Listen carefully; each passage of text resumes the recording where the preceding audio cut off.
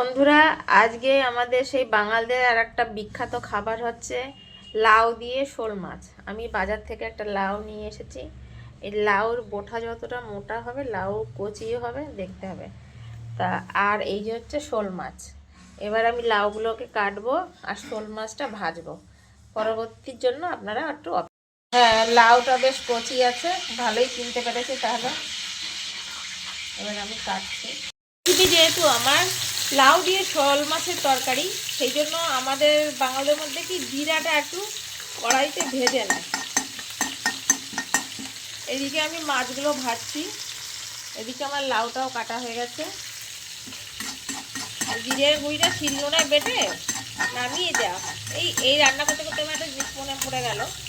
আমার ভাসুর যখন বেঁচে ছিল, তখন উনি আসতেন আসানসোল থেকে। সে বললাম বড় একটা লাউ নিয়ে আসতো আর বড় শোল মাছ। এটা বলতো, দিদিকা আজকে একটু জমিয়ে রান্না করো তো।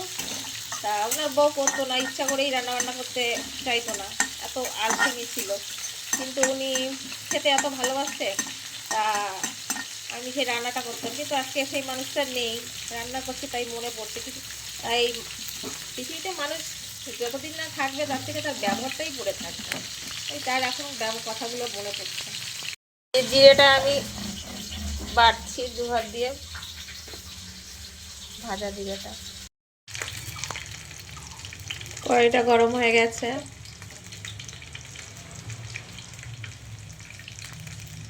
তেলও দিলাম, তেলটা গরম হচ্ছে। এটা গরম হয়ে গেছে, এখন আমি দেব জিরা ফোড়ন।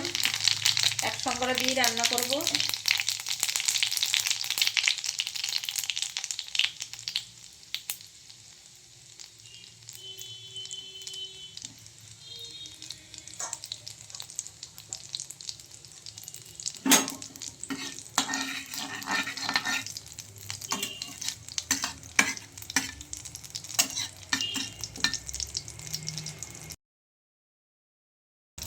একটু বেশি হয়ে গেছে বলে নামিয়ে রাখলাম।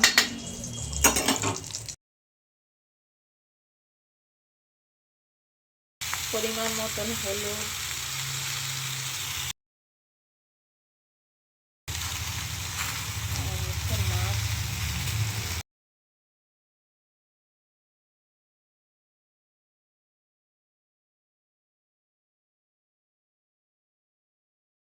সেই বিখ্যাত লাউ দিয়ে শোল মাছের তরকারি হয়ে গেছে।